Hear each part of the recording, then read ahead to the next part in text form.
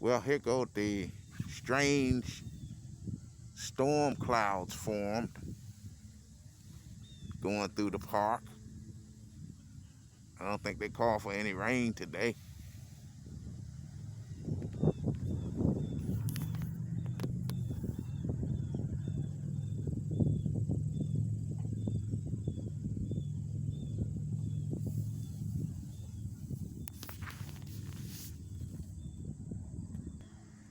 And it looks like it's coming right from over that golf course.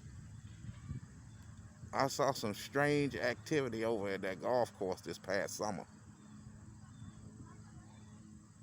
It was like lightning was continually to flash in the same spot. Now, it was not the kind of lightning that streaks across the sky, but it was all in one spot.